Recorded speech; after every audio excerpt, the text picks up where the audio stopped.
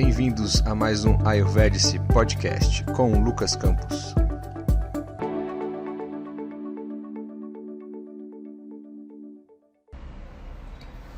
Boa noite pessoal. Carlos Felipe Ribeiro, meu amigo, tudo bem? Ana entrou aí, Ana, tudo jóia? Pessoal, sejam todos bem-vindos aí, vocês estão me escutando bem? Tá tranquilo aí? Boa noite Amanda.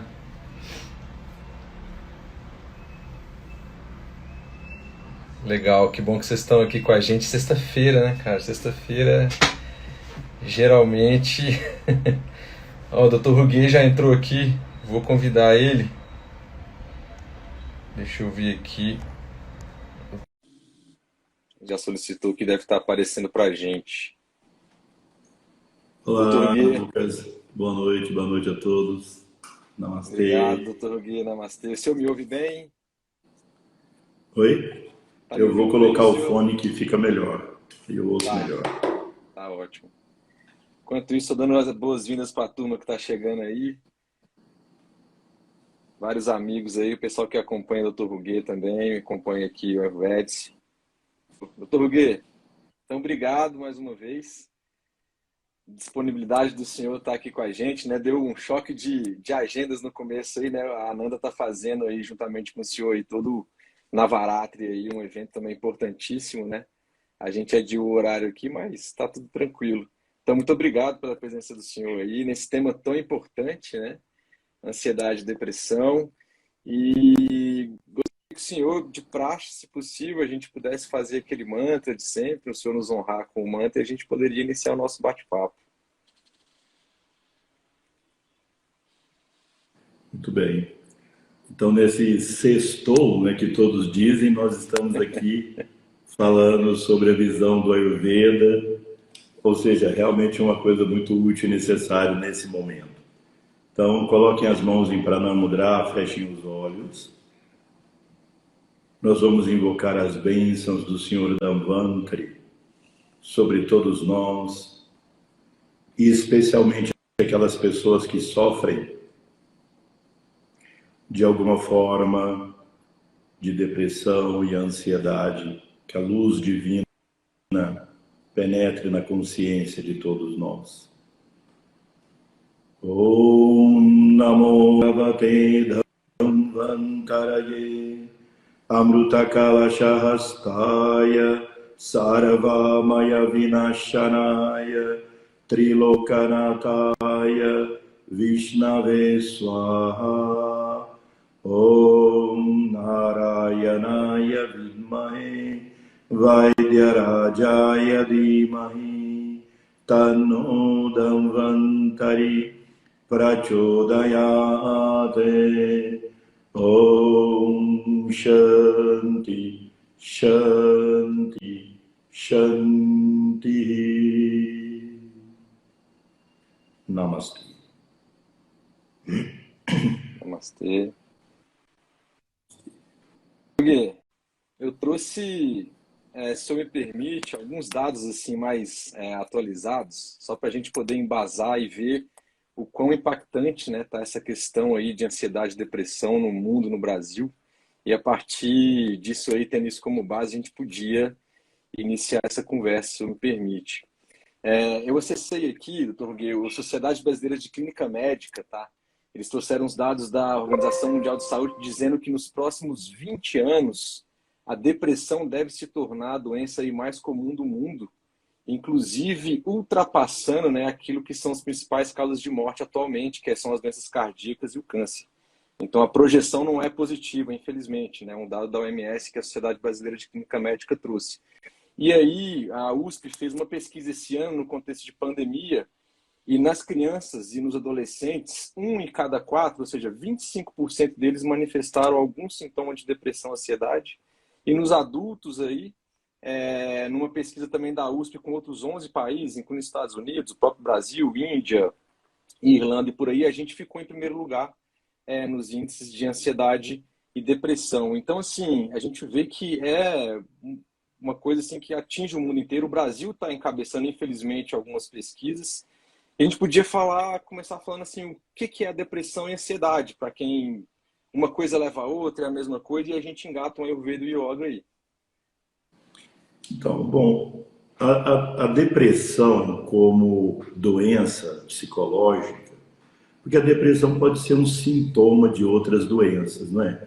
Por exemplo, o hipotireoidismo pode gerar depressão, alguns tumores podem levar ao estado de depressão, mas a depressão como doença, que é a estatística que você está citando e que é terrível, que tem crescido muito, a depressão é um estado no qual a pessoa perde o interesse pelas coisas.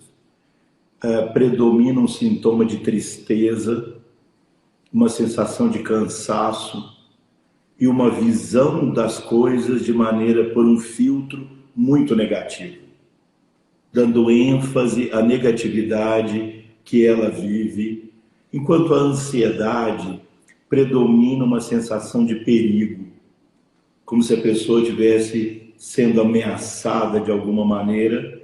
Então há uma sensação ou generalizada ou focada de perigo, de angústia, inquietação interna.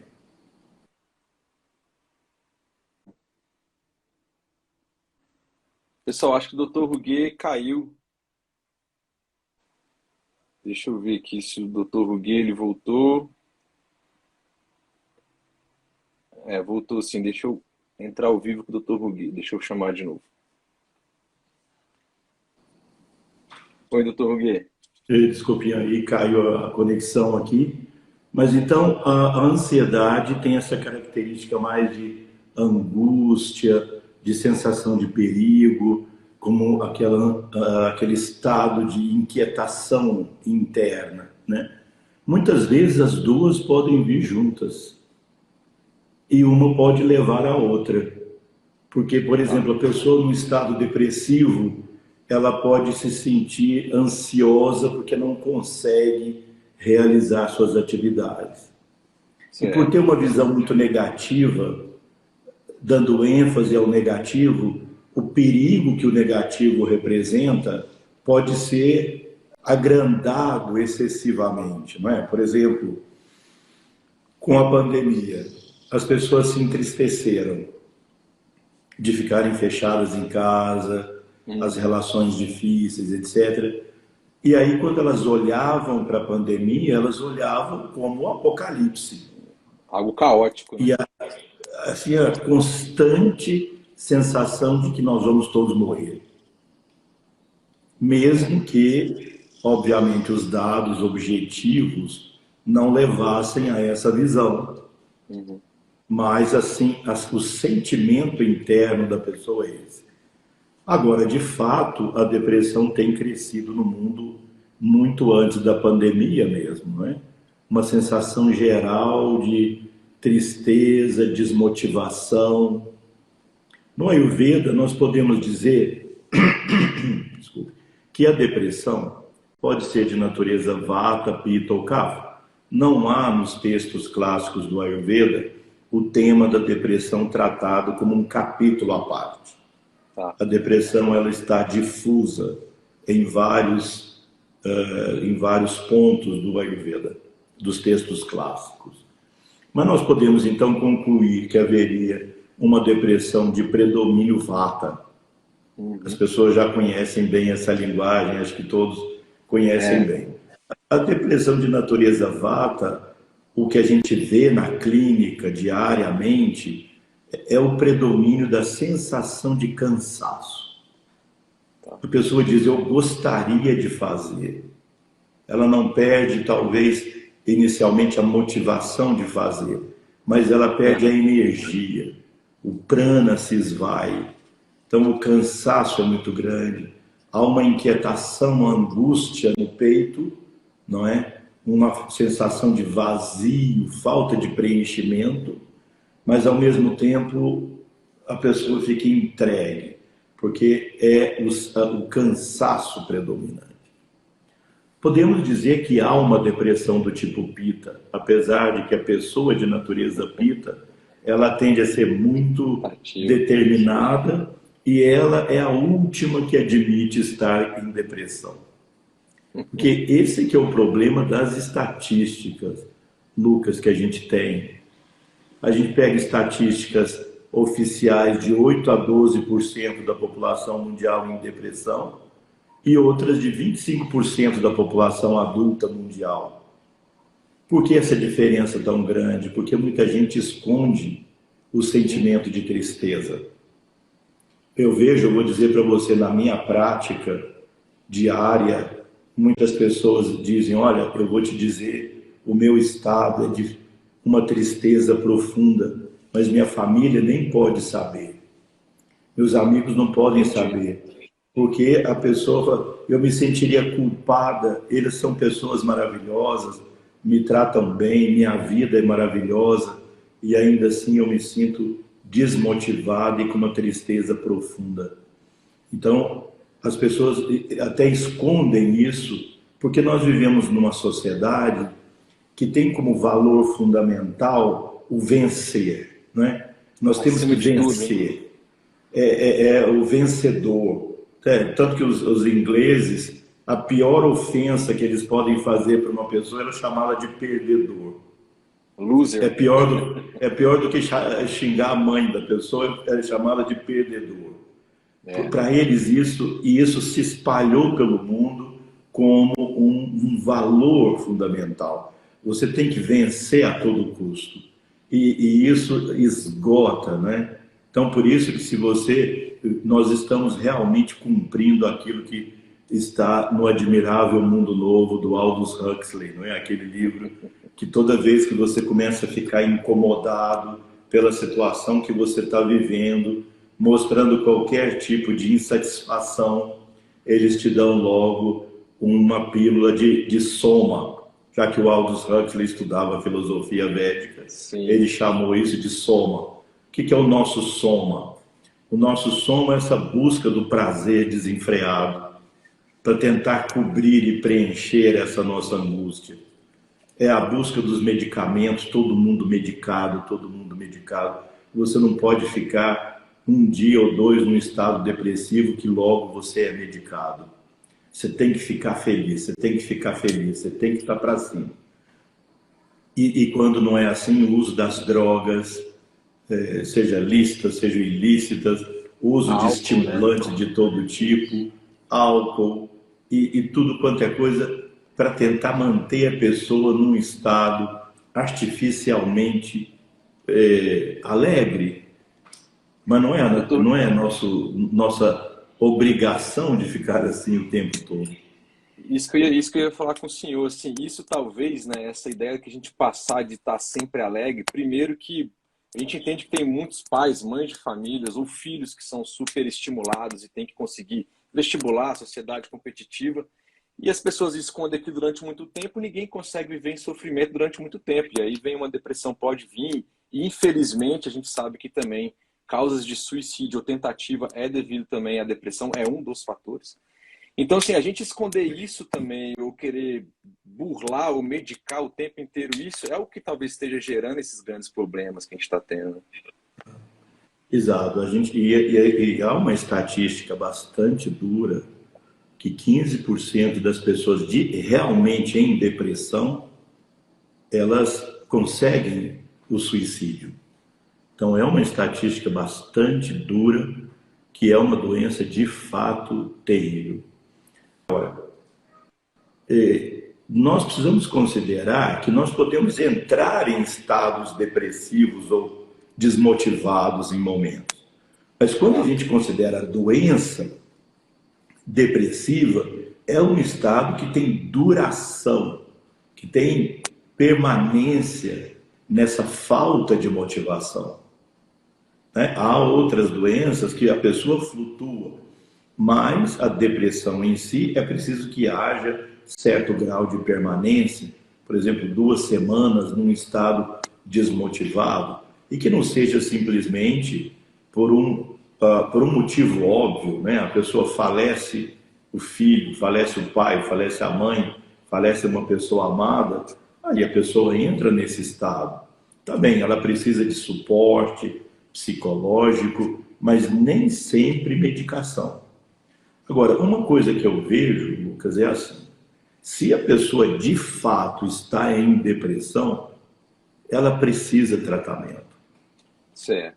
Não pode ir empurrando assim como se fosse algo, não, eu vou superar, eu vou ultrapassar. Ela precisa mesmo expor o seu problema e de fato se tratar. A Doutor Gui, ansiedade é outra coisa, diga. desculpa, senhor. E aí, o senhor puxou Pode uma falar. coisa que eu já quero. E quando é, então, que, uma pergunta de leigo, vamos supor, quando é que a pessoa, ela, ou quem está em volta também, quando é que ela deve procurar, então, de fato, essa ajuda, ou quem está em volta perceber e falar, ó, basta, vamos lá e não tem mais como. Desculpa interromper o senhor, mas eu acho que é importante as Não, tudo pessoas bem. escutarem, né?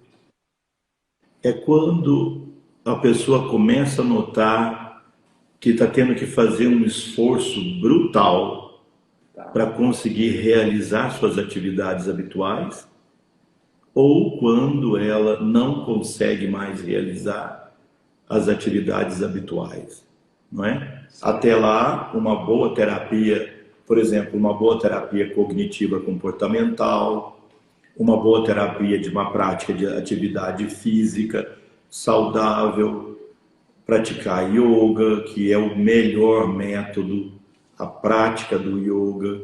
Quando eu digo yoga, não é só a prática de asana, não é? É todo o conjunto do yoga que inclui principalmente os valores do yoga. Uhum. Porque o que é que uma pessoa precisaria fazer em termos de comportamento para sair desse estado? Com ajuda ou sem ajuda? Primeiro, uma perfeita aceitação da vida como ela se apresenta. Esse é o primeiro ponto.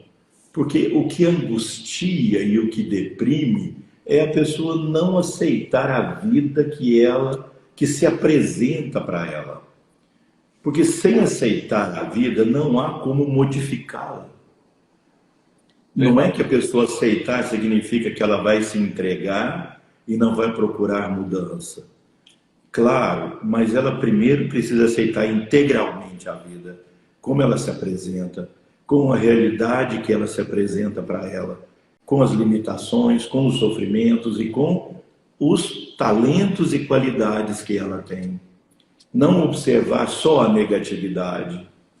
E hoje nós vivemos num mundo muito polarizado em todos os sentidos.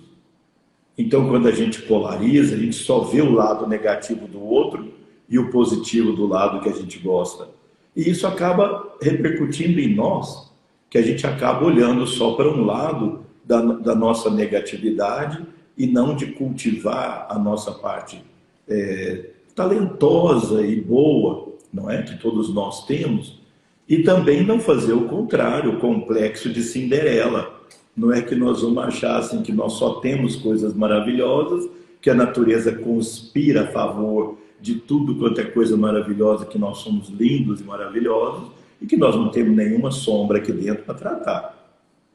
Então, quando a pessoa percebe que faz um esforço grande para sair daquele, para levantar de manhã, para ir para o trabalho, aquilo parece muito difícil, para poder sair com os amigos, às vezes, para alguma coisa de lazer, porque também a coisa prazerosa pode causar isso. Então, quando a pessoa notar isso, é porque realmente ela precisa de ajuda, e algumas vezes ajuda medicamentosa. E aí, é claro, a ajuda medicamentosa ela pode ser, e é, tanto a sintética, quanto a natural, porque o Ayurveda e os sistemas naturais de cura também têm métodos assim com ervas medicinais e outras substâncias, não é? Há hoje muitas pesquisas sobre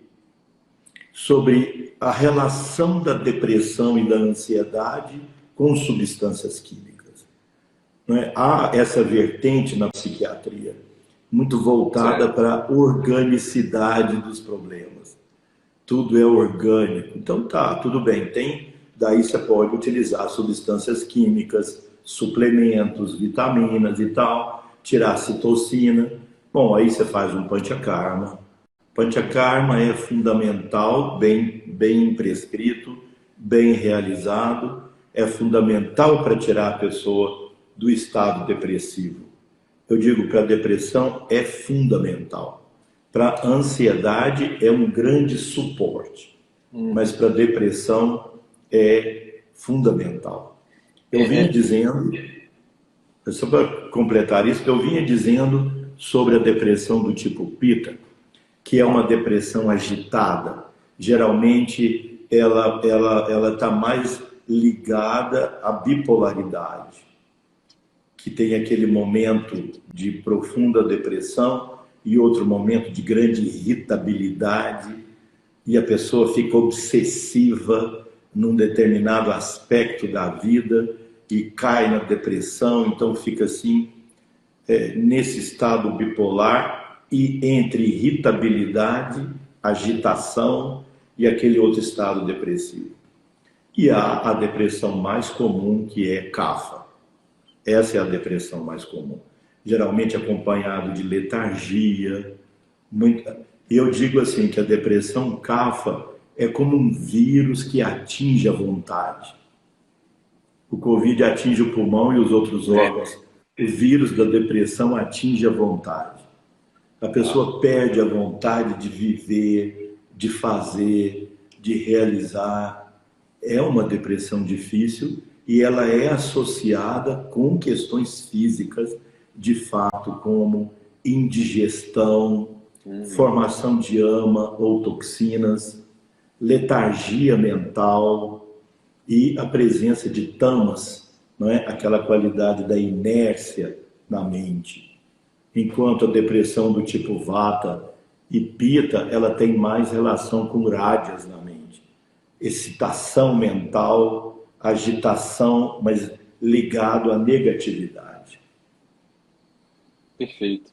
E nisso aí, doutor Ruguet, vem uma questão que sempre me intrigou bastante, né? E que para o pessoal que tem uma perspectiva, talvez da medicina, em que fica mais no bioquímico, no biológico, né? E, óbvio, a psiquiatria, a psicologia já está na mente e tal, mas e quando é que a gente pode partir para uma ideia de uma possível doença da alma, do espírito, né? Então, e aí, porque eventualmente a gente sabe que o Ayurveda e outras, né? O hinduísmo, etc., o próprio Ayurveda pegou muita coisa, ele sabe que a gente carrega, né, coisas de outras vidas, né? Então, tem essa questão também que, infelizmente, algumas pessoas não aceitam, isso é um problema e tal, mas quando é que chega nessa parte, doutor Ruguet? Eu queria escutar um pouquinho do senhor sobre isso.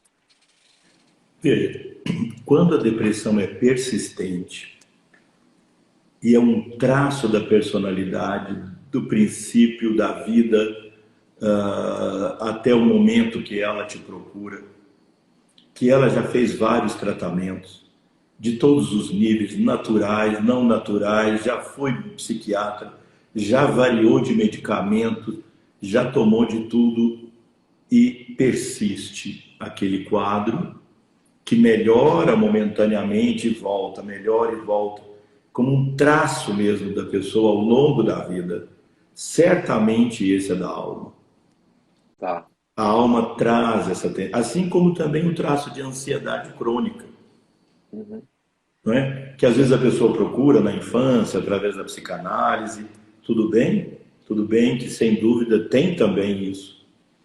Mas ainda quando ela trabalha sobre isso e persiste, e aí é claro que se a gente pode lançar mão do mapa astrológico védico da pessoa, a gente pode chegar ao diagnóstico mais perfeito sobre esses estados que provêm da alma.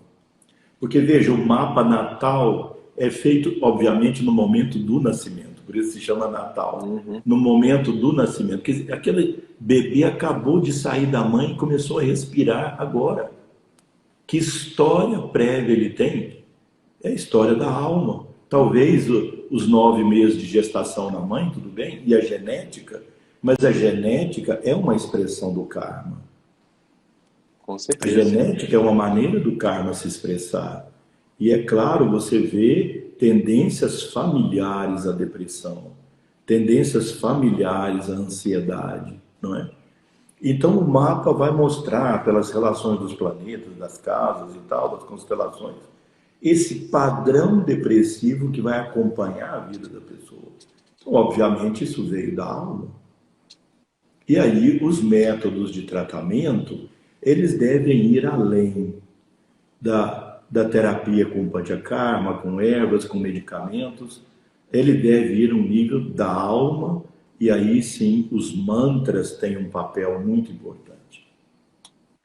Quando a gente pergunta, se você me perguntar, me diga uma ferramenta do yoga útil para psicoterapia, tanto no caso da depressão, da ansiedade ou de qualquer outra doença psiquiátrica. Eu te digo que a ferramenta mais prática é o pranayama, porque a mente se move pelo prana. O prana move a mente.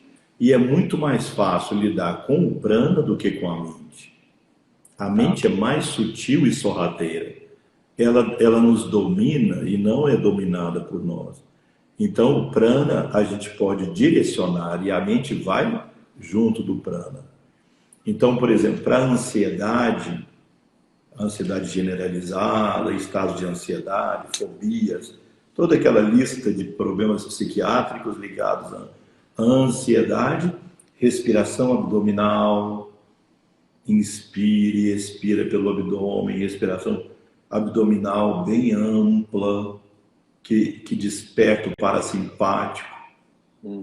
Prestar atenção no fluxo respiratório, com respiração abdominal, seja deitado ou sentado, coluna reta. Isso faz um efeito parasimpático.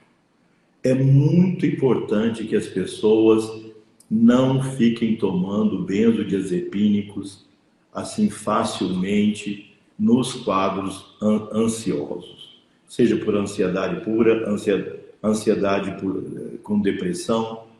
Os benzodiazepínicos, né, eles são remédios assim para serem tomados por um tempo curto, em algum momento específico, não muito longo, porque eles criam muita dependência. Esse grupo de medicamentos dos benzodiazepínicos. Então, como é que você pode fazer uma ação benzodiazepínica interna sem precisar do remédio externo? Fazendo respiração abdominal, fazendo pranayamas desses suaves, respiração alternada, anuloma viloma, nadi shodhana, começando pela narina esquerda, no mínimo 3 minutos. Não adianta fazer essa prática num tempo menor que 3 minutos, que é o tempo que o pessoal que estuda neurobiologia ligada a essas práticas percebe uma mudança no metabolismo cerebral depois de 3 minutos. Se a pessoa está num estado depressivo, melancólico, assim, letárgico, aí esses pranayamas já não são os mais indicados. Use os pranayamas como medicamento. Então, o pranayama mais indicado, os pranayamas mais indicados são Kapalabhati, Bhastrika, Surya Vedana, enérgicos, né? Que dão estímulo, energia. Então, você pode usar, eu diria, o Kapalabhati e o Bhastrika como antidepressivos, Surya Vedana, e pode usar respiração abdominal, Chandra Vedana, Anuloma Viloma, como ansiolítico. Simplificando assim a expressão. Eu não quero dizer com isso que você deva substituir os medicamentos em todos os casos por esses pranayamas, mas precisa ser feito nas mãos de algum profissional, alguém que tenha conhecimento e que possa te acompanhar para ver a evolução, não é? Como eu disse anteriormente, nós não podemos ser ortodoxos e extremistas nessa coisa de não usar ou usar. Porque veja, quando a pessoa ultrapassou um certo nível do estado depressivo, muitas vezes ela tem um pé no risco do suicídio. Sim. E a gente não pode lidar com isso de uma forma muito assim, vamos deixar do jeito que está para ver como é que fica. Não dá. Pode ser tarde, né? Não é? Pode ser tarde. Então, um apoio psicológico é fundamental. Como eu dizia, a pessoa aprender a aceitar a vida como ela se apresenta, fazer um plano, encontrar uma meta, encontrar objetivo. Isso é o que mais, na minha visão atual, fora o desgaste, né, da gente ter que ser uma máquina produtiva, fora isso, o que mais leva à depressão é falta de perspectiva. Falta de perspectiva na vida, falta de objetivo, falta de meta, falta de buscar um ideal. Quem é a pessoa que quando tem um ideal espiritual principalmente, né? Não é o ideal da sobrevivência, não é o ideal só de você conquistar um posto e fazer sucesso, não é? O ideal de ter não sei quantos mil seguidores, isso não é isso que é ideal. Porque isso um dia você tem, outro dia você perde. E aí quando você perde, você entra no buraco, entra na depressão. Veja, a expectativa é a mãe da frustração. Quanto mais você espera dos demais, das coisas, quanto mais expectativa você tem, mais frustrado você vai se sentir. Não tenha dúvida. Por muito tempo, talvez não, mas em algum momento vai cair. Porque o universo flutua, as pessoas flutuam. Por que nós vamos ficar dependentes do humor dos outros? Por que nós ficamos dependentes? Nós podemos amar as pessoas, mas nós não podemos ficar dependentes das flutuações dos demais. Manter equanimidade, como a gente tem estudado no Bhagavad Gita na quarta-feira. Manter equanimidade, estabilidade, não é? E isso é de um valor imenso, mas para a pessoa conquistar isso, ela tem que ter um ideal. Acha alguma coisa que te faz feliz. Assim, que você conquistando te faz feliz. Um ideal espiritual. Por exemplo, vou te dizer, Loka Kainkara é servir a todos os seres. Servir é uma coisa muito terapêutica. De forma descompromissada, né? Sem esperar o retorno, digamos, daquilo. E sem esperar nem mesmo um elogio. Faz assim porque você acha que é justo. Faz porque você gosta. Escolha um hobby. Faça as coisas que você gosta. O problema de muita gente é uma infelicidade no trabalho terrível. Por exemplo, um dia como hoje, sexta-feira, você vê aí as propagandas, todo mundo falando, sextou, estou feliz, porque não vai trabalhar amanhã, porque vai tem um feriadão aí agora. E ainda com feriado e tal, a pessoa está em extrema júbilo, não é? Aí quando chegar na quarta-feira, no dia do trabalho, lá no dia de voltar para trabalhar, meu Deus, mais um dia, eu vou trabalhar. Quer dizer, a pessoa passa 25 anos da vida assim. Como é que pode isso? E hoje em dia hoje não são nem mais 25 dias, são 25 anos, são 3 encarnações e 25 anos. Como é que uma pessoa vive assim? Todo dia parece que é um drama, e aí ela não vê a hora de poder fazer o que gosta, tenta achar o que gosta no trabalho que faz. Se não, então faz um planejamento bem feito, claro, porque tem que ter responsabilidade na vida, com os compromissos, não é? Faz um planejamento bem feito, de achar então algo que você pode se manter sua família, etc. E que você gosta de fazer.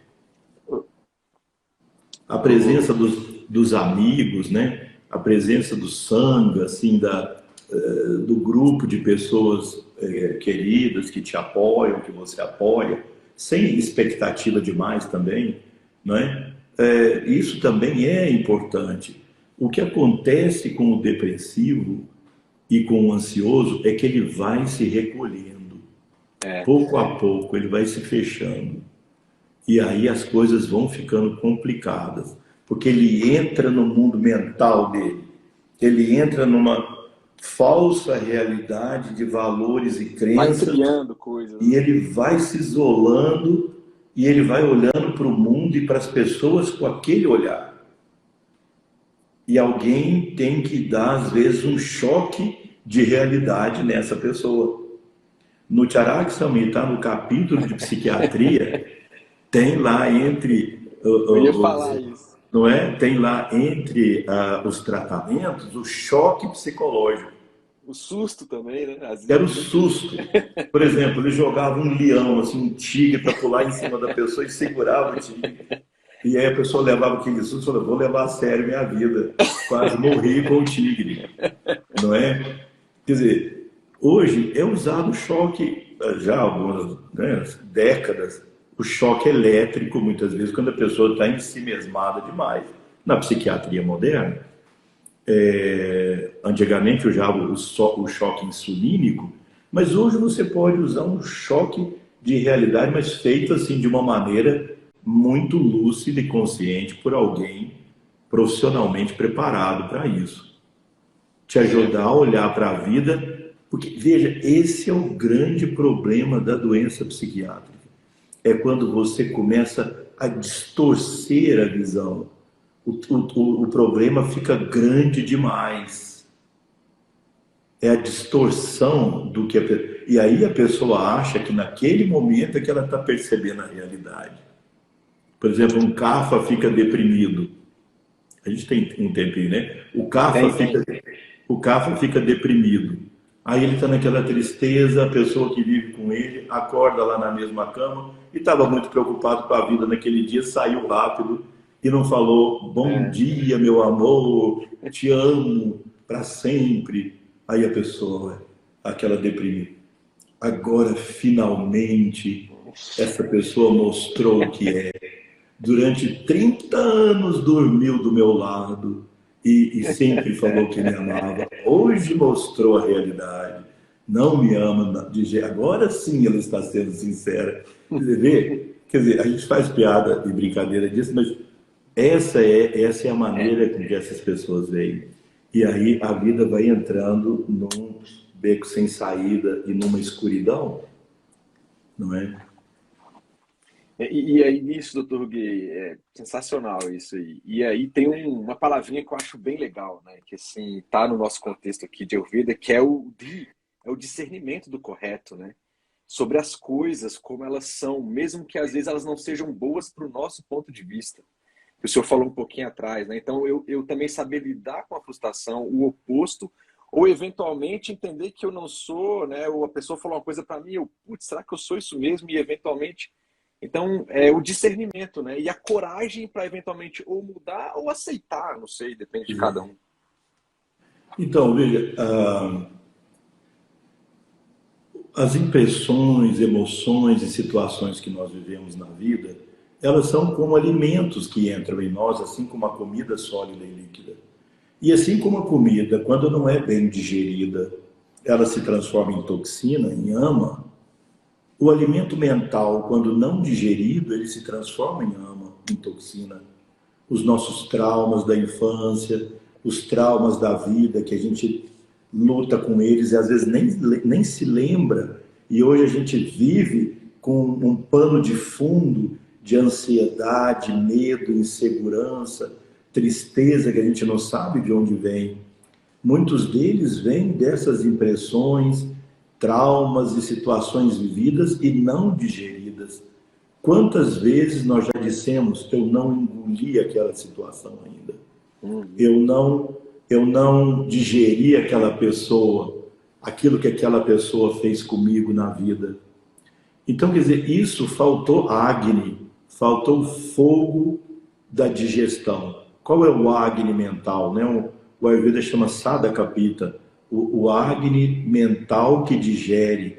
Então, quando a gente faz psicoterapia, seja ela ayurvédica, seja por meio do yoga, seja por meio da psicoterapia convencional, seja qual for, o que a gente coloca é a luz do discernimento sobre ela.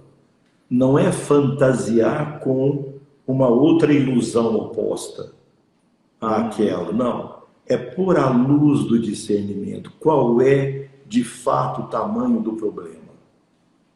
Qual é a repercussão real que aquilo tem? Então, assim como também a gente precisa de um bom Agni mental, que é o discernimento. Se a gente não tem, precisa de alguma ajuda profissional para olhar para nós mesmos e ajudar a digerir isso. E a outra coisa que nós precisamos é da imunidade. Imunidade. Você vê, essa pandemia nos trouxe como lição principal, do ponto de vista médico, a Uhum. supremacia da imunidade sobre os antivirais. Até hoje ninguém sabe Perfeito. ainda qualquer remédio que de fato seja eficiente para a pandemia, para o Covid-19, mas todo mundo já sabe que a imunidade é o fator determinante. E assim como a gente tem uma imunidade física, precisa ter uma imunidade mental. A imunidade mental, que o Ayurveda chama ojas mental, é a capacidade de nós enfrentarmos frustração sem adoecermos. Porque a frustração ela é existencial. Não há como viver nesse mundo sem frustração. Frustração é Encarnou, tem existencial. frustração. O tempo todo nós temos alguma forma de frustração. Porque aqui dentro é uma legião. Aqui dentro mora uma comunidade. Cada um vai para um lado. Um quer uma coisa, o outro quer outra. Eu tenho uma infinidade de desejos contraditórios habitando aqui esse corpinho. Forças Então, vetoriais opostas. exato, você realiza um, você está frustrando o outro. Então, uma hora, assim, quem quer evoluir, quem quer ter maturidade espiritual, psicológica, precisa fazer uma assembleia geral aqui dentro. Pessoal, vamos lá, vamos na assembleia. Vamos ver, nós temos que ir numa direção só, cada um está puxando para um lado. Para onde nós vamos? Isso é outra coisa que a pessoa precisa fazer quando sente que tem um problema psicológico. Faz um inventário interno, procura se conhecer, procura olhar adequadamente e fala, bom, agora vamos juntar isso tudo, para onde nós vamos? Mesmo tendo esse problema, nós vamos em frente. Então, você cria um núcleo interno que tem uma direção. O pessoal da diretoria reúne lá e fala, bom, vamos nessa direção. Quem não vier vai ficar para trás. Vamos lá. Isso é ideal. Isso é ter o ideal. Isso é ter um objetivo. Não é? Isso é ter determinação.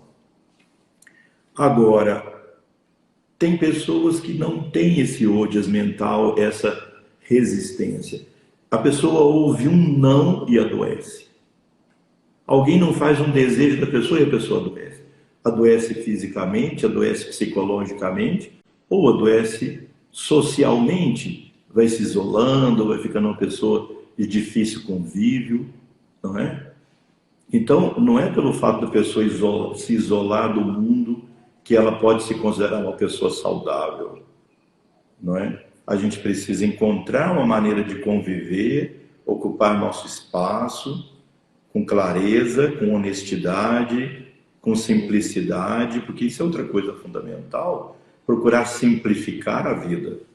Cada um desses temas Humildade, que a né? gente está falando aqui é um dia inteiro de estudo, de conversa, mas simplificar a vida, porque a gente fica atrás de tanta coisa contraditória e se desgasta de tal maneira que não tem força para realizar aquelas coisas fundamentais da vida. Esgotados, não é? Muitas vezes a pessoa me procura e diz, olha, eu vim aqui porque eu estou com uma baixíssima libido sexual. Está causando problema no meu relacionamento, do meu casamento, do meu relacionamento, porque eu não tenho interesse nenhum, vontade nenhuma. Mas por quê? O que você sente que não tem vontade? Por quê? Porque eu chego em casa esgotado. No final de semana eu só quero dormir, porque eu estou esgotado. Então, esgotou a energia vital, essa é uma causa. E esse é outro sintoma, quando a pessoa começa a perder demais o agrado pelas coisas que faz, seja a vida sexual, o prazer do relacionamento, quando a pessoa começa a perder a graça das coisas, olha, é um alarmezinho da depressão. Tá. Não é que você tem que sair correndo atrás de remédio, não. Mas é um alarme para a pessoa começar a olhar para ela e falar, bom, para onde eu estou indo? Né? Não vai deixando Perfeito. mecanicamente isso, não. E doutor Ruguei, é sensacional isso. E assim, eu como pai, né, e o senhor, enfim, a gente vê isso nas crianças, né? A gente, muitas vezes, elas têm já, pré-adolescentes, um ímpeto, né, de querer fazer as coisas que elas acham que são corretas. E um exemplo bem básico hoje, assim, tá tendo aula online e vai voltar uma prova presencial. E eu falei pro meu filho, ó, você vai fazer a prova presencial. Ele, não, não, porque eu tava online. Eu falei, você vai. Então, assim, foi uma frustração tão grande e eu tive que me segurar e falar assim, você vai fazer a prova presencial. É algo pequeno para ele, mas que começa nesses pequenos seres aí que daqui a pouco vão estar adultos, saber que, assim, cara, é uma frustração que eu tenho, eu vou ter que ter coragem, né, discernimento de ter que ir lá e encarar isso aí. Então, Ah. começa desde cedo também, né? Então, porque na verdade nós vivemos numa sociedade que parece assim permissiva demais. Nós ensinamos para os nossos filhos que pode tudo, que De virar pode amigo fazer tudo, que demais. pode ser de qualquer jeito. E assim, quando a gente fala em disciplina, parece ofensivo. Quando a gente fala sobre aprender o não, parece ofensivo. Parece assim que a gente está castrando a pessoa. Né? Parece que a gente está fazendo um controle. E isso, hoje tem pessoas que têm medo de dizer isso. Porque ela pode ser taxada de ser sei lá, de que grupo, de que lado, porque acho que todo lado é mais ou menos assim, aí já é meio fascista, controlador, blá, blá, blá. Então, sabe? Então as pessoas têm medo de chegar, até porque o filho agora, de 4, 5 anos, de repente pode fazer uma denúncia, até as coisas estão chegando nesse nível, meu pai está me castrando, de eu poder fazer qualquer coisa que eu quiser. Aí que adulto vira essa pessoa? Um Exato. adulto sem limite, um adulto egoísta, né? E esse egoísmo extremo, assim, de que tudo tem que ser em função dele, dela, dele, em função da pessoa. Aí os outros são objetos de satisfazer aquilo que os pais ficaram se escravizando para fazer essas crianças viverem dessa maneira, e em nome de uma filosofia, em nome de uma maneira de educar. E nas escolas também as coisas vão se projetando nesse sentido, do pode tudo, é de qualquer jeito, é do jeito que cada um quiser, né? E não é, quer dizer, essa coisa do professor-aluno não tem as figuras mais. Por exemplo, na Índia, que tem uma educação, eu diria, apesar dos problemas do país, uma educação muito esmerada, não é? Há um respeito assim formal pelo professor, desde lá do nível pré-escola. O professor entra, o aluno levanta, trata com respeito. Então há essa clareza das figuras, o papel do pai, o papel do pai e da mãe, o papel do filho, o papel do professor. Essas coisas não podem se perder, e elas vão se perdendo, e por isso vai virando essa confusão mental nas pessoas. E essas crianças vão crescendo, alguns acham que isso vai ser bom para o planeta. Nós não podemos ter essa certeza, porque um monte de adultos egoístas, isso é altamente destrutivo. E competitivos, né? Uma ideia de competitividade, então, muito forte, e o privilégio daqueles que sempre estão em primeiro lugar, um pouco de desrespeito às diferenças, a intolerância. Então, aí, isso não deixa desenvolver o odias mental. Aí a pessoa não suporta a frustração. Então, no Ayurveda, quando nós vamos tratar um problema psiquiátrico, nós fazemos igual nós fazemos com um problema físico, de falta de imunidade. Nós melhoramos o Agni mental, que é o discernimento, a prática de mantras, a prática dos pranayamas, as ervas medicinais que clareiam a mente, por exemplo, o Vacha, o Acorus Calamus. Eu quero enfatizar o Vacha. O Acorus Calamus é para esses estados depressivos, depressivos melancólicos, e também para os estados melancólicos agressivos. O depressivo melancólico, o depressivo agressivo, que às vezes ele fica agressivo porque fica irritado com a própria depressão. Isso é mais o tipo Pitta, apesar de que o Vacha é também Pitta, mas ele clareia a mente da pessoa. ele dá esse agni mental. Ashwagandha é uma outra erva que tem um efeito de tonificar a mente. Então eu diria, o Vacha melhora o agni mental, o Ashwagandha melhora o Ojas mental, a resistência da mente, assim como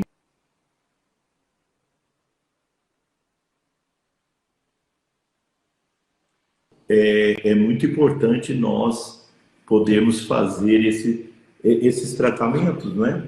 A gente tem no curso de formação de terapeuta as matérias de psicologia do Ayurveda, da psiquiatria, e são para se fazer, e eu ainda quero organizar bem um curso mais profundo mesmo da psiquiatria ayurvédica, porque é um campo espetacular para todos os profissionais e para todas as pessoas, né? A gente teve a oportunidade, né, de ir lá na nossa viagem para a Índia, lá, de ter, né, um seminário com o senhor da psicologia do Yoga e do Ayurveda, e eu acho que aprofundar ainda mais nisso. Igual você falou, se pegar esse tema, a gente pode ficar anos estudando, aí 1 ano só nesse tema, né? E aplicando as terapias, né, os conhecimentos das ervas, tem as pedras preciosas, mapa védico e por aí vai, né?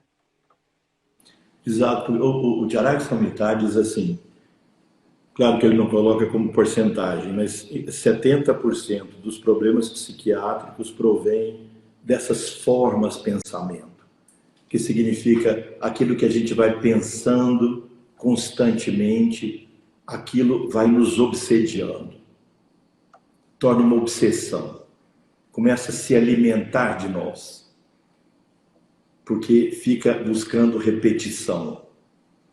Então, até quando nós podemos usar o nosso livre-arbítrio?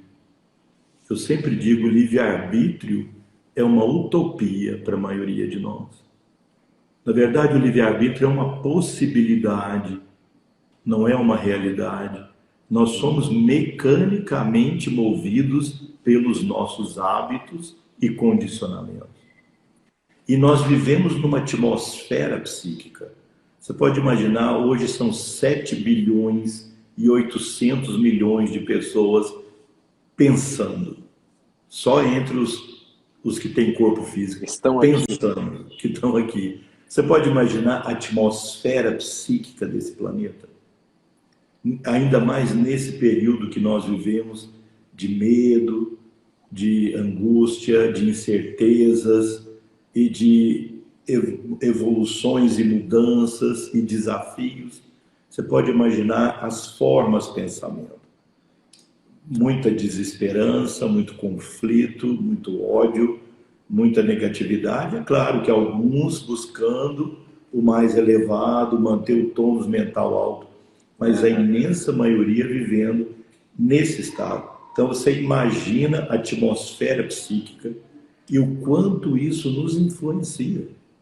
Claro. Você está aqui distraído e essas formas de pensamento aí circulando e alimentando as suas.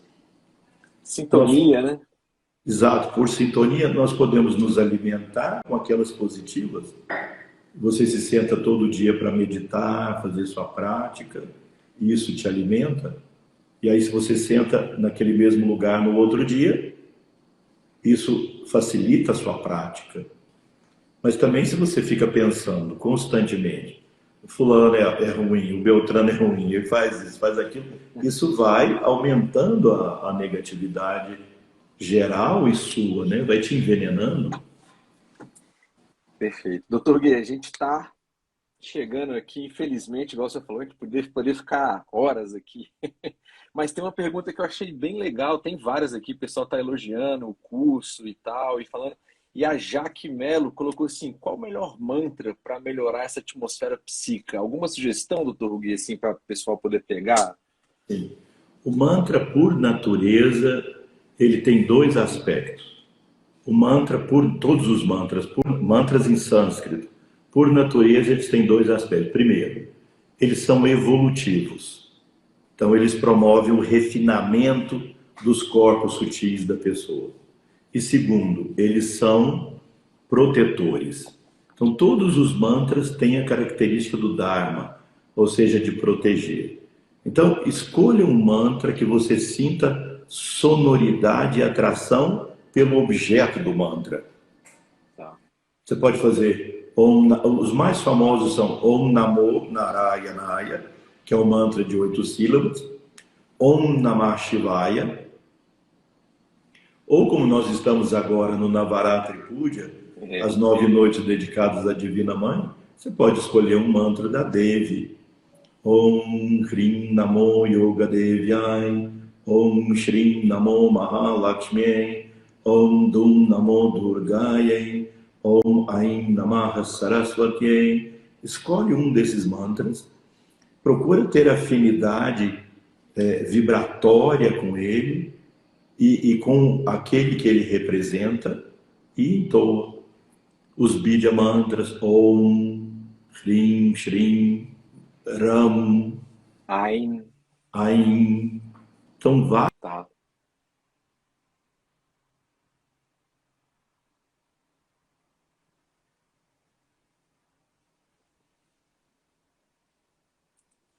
Oi, pessoal, vocês estão me ouvindo aí? Acho que o Dr. Ruguê caiu.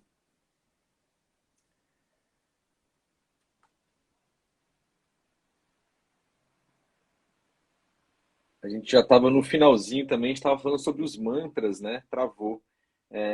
Lígia e demais, vocês me ouvem? Ah, vocês estão me ouvindo. O Dr. Ruguê travou. Ele deve voltar para a gente encerrar, pessoal. Deve faltar 2 minutos. Algumas orientações. A gente tem o aplicativo do Ayurvedic, tá? Que tem essa parte de mantras. A live vai ficar gravada também, tá bom? Então, depois vai virar um podcast, tá ok? E aí, nas principais plataformas, vocês podem escutar esse podcast.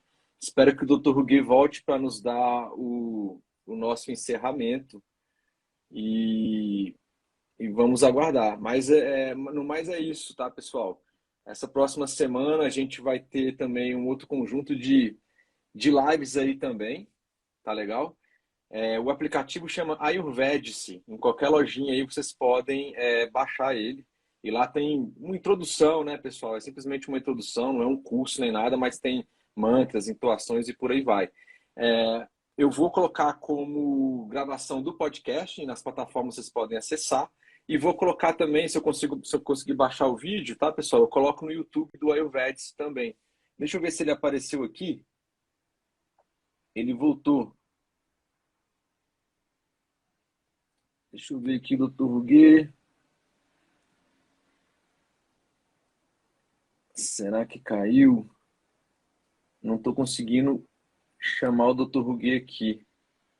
Dr. Ruguê, se o senhor tiver me escutando, o senhor caiu. Eu vi a sua mensagem, mas eu clico e não aparece para o senhor entrar aqui novamente. Espera aí, só um minutinho.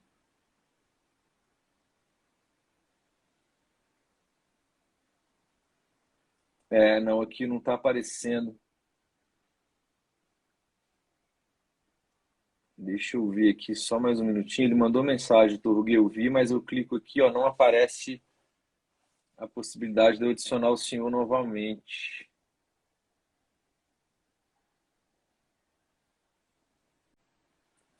Doutor Ruguê, não sei se o senhor consegue me chamar na estrelinha aí do vídeo e pedir para participar.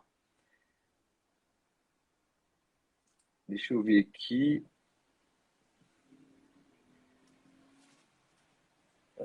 Não consegui aqui colocar o Dr. Ruguê de novo.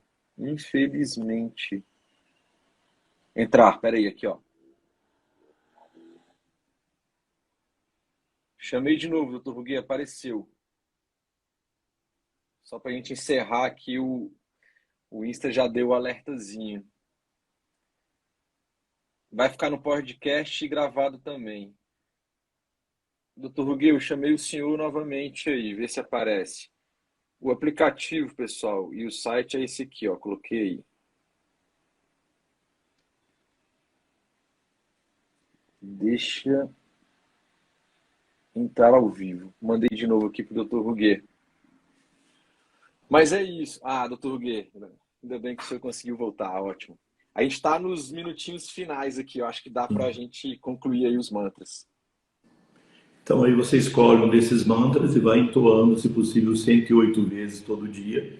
E eles são absolutamente protetores, eles têm grande efeito protetor. Perfeito. Doutor Ruguê, a gente está nos nossos finalmente. Eu sei que o senhor está fazendo estudo com Gita, eu não consigo acompanhar sempre ao vivo, mas eu estou indo na minha carreira ali, seguindo, estou chegando próximo. E eu acho que é um estudo daquela ideia da gente se conhecer, conhecer o Sanatana Dharma, né? Ou seja, o que é a realidade à nossa volta. Chama o pessoal, fala aí também dos cursos, onde é que o pessoal te encontra, perguntar, doutor Ruguê mora onde? Faz consulta, não faz? Como é que tá aí a agenda? Então veja, os estudos da Gita, que nós temos toda quarta-feira à noite, eles ficam gravados no nosso canal do YouTube, que é o Narayanananda, né? Olha, eu vou Vou escrever escrever aqui, ó, aqui. Narayanananda, Isso. né? Esse é o canal do YouTube. Sobre os cursos e atividades, você pode começar pelo site shuda.net e aí dali vai te direcionando para as outras atividades, todas as atividades que nós temos, e todos são muito bem-vindos para vir aqui no Ashram, fazer práticas, estudos, né? Os nossos cursos de yoga, curso de Ayurveda, que nós temos aí para todo lado do Brasil e no exterior. Te agradeço muito aí pelo convite e é muito bom estar aqui com vocês e vamos continuar trabalhando aí para nós mesmos e todos termos saúde física, mental e espiritual. É isso aí. Então, eu agradeço todo mundo que participou, doutor Ruguê, mais uma vez, pela disponibilidade do tempo. Grande professor, grande mestre aqui do Ayurveda. Tive a oportunidade de começar nessa caminhada com o senhor. Espero estendê-la por longos tempos ainda aí. Obrigado, pessoal. Doutor Ruguê, mais uma vez. Namastê. Até a próxima. Até a próxima.